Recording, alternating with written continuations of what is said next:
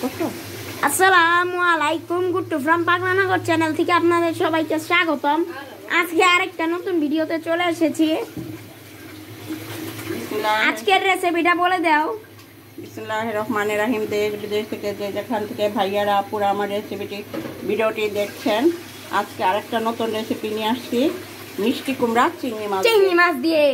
হ্যাঁ, আমাদের একটা বিড়াল আছে, আমরা মূলত এইসব তরকারি খাই না, ওই বিড়ালটাই খায়, ওর জন্য এগুলো তৈরি। নাহলে আমরা কেউ বাসায় চিংড়ি মাছ খাই না।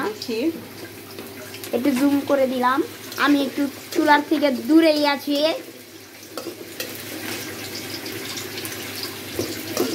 আমার না হলে আবার আমার গায়ে তেল ছিড়বে।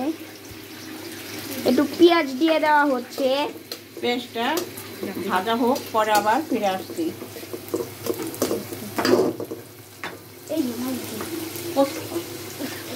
চিংড়ি মাছটা দিয়ে দিলাম, খেয়াল ছিল না, আপনাদেরকে দেখানোর জন্য ফট করে দিয়ে দিচ্ছি।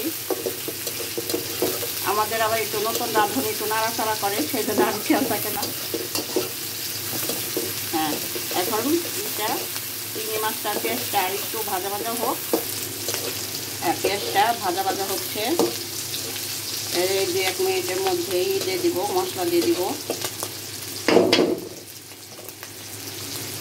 রসুন বাটা, গ্রান বেড়ে গেছে এর চিংড়ি মাছে। মিষ্টি কুমড়া বেশি একটা মশলা খায় না, এই জন্য মশলা কম দেব। রসুন দিয়ে দিলাম, দিয়ে দিচ্ছি একটু পরিমাণে আদা, কারণ চিংড়ি মাছ দিচ্ছি সেই কারণে একটু আদা দিয়ে দিচ্ছি। এই যে অল্প একটু।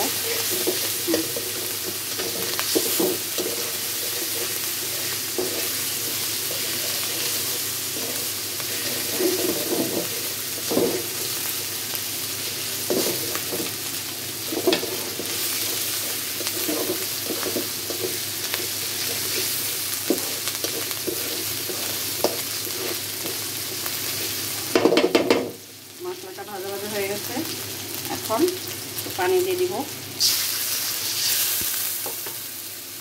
পানি দেওয়ার পরে এক এক করে মশলা দিয়ে দিব।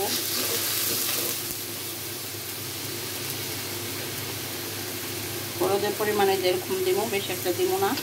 একটা জারি বলেছি মিষ্টি কুমড়া মশলা টানে না।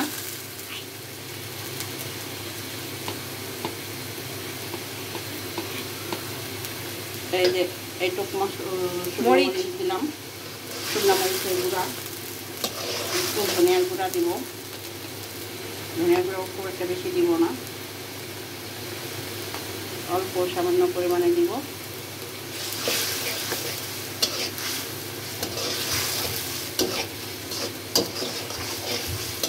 এখন লবণ দিয়ে দিব, যে পরিমাণে লবণ দিব, পরে আবার চেখে দিব। পরে টেস্ট করে আর একটু লবণ দিতে হবে। এখন এই পরিমাণে দিলাম।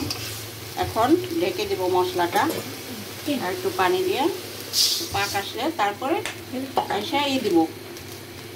আপনারা আমাদের এই দেখেন আমার মশলাটা, তেলটা মশলার উপরে উঠে গেছে একদম। এই যে দেখেন, এখন মিষ্টি কুমড়াটা দিয়ে দিব। 2টা লাউয়ের রেসিপি আছে আমার, এখন মিষ্টি কুমড়া রেসিপি।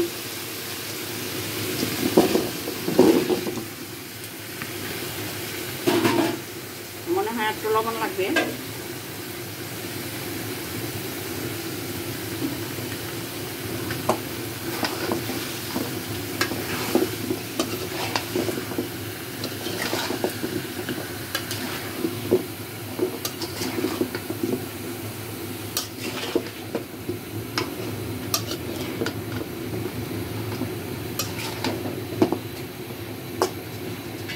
এখন ঢেকে দেবো, একটু পরে ফিরে আসছি। এটা নাড়া দেওয়ার জন্যে, দেখেন মিষ্টি কুমড়াটা কত ভালো, একদম পিটানো আর লাল, একদম টকটকা। এখন আবার কিছুক্ষণ পরে আসছি, এটা কষানো হতে থাকে, কষে ফেলো। এখন আবার ফিরে আসলাম। দেখেন আমার কুমড়াটার মধ্যে ঝোল দিয়ে গেছে, টেনে গেছে। এখন ঝোল দিয়ে দিব। এখন ঝোল দিয়ে কাঁচামরিচ দিয়ে দিব, লবণটাও টেস্ট করে দিব।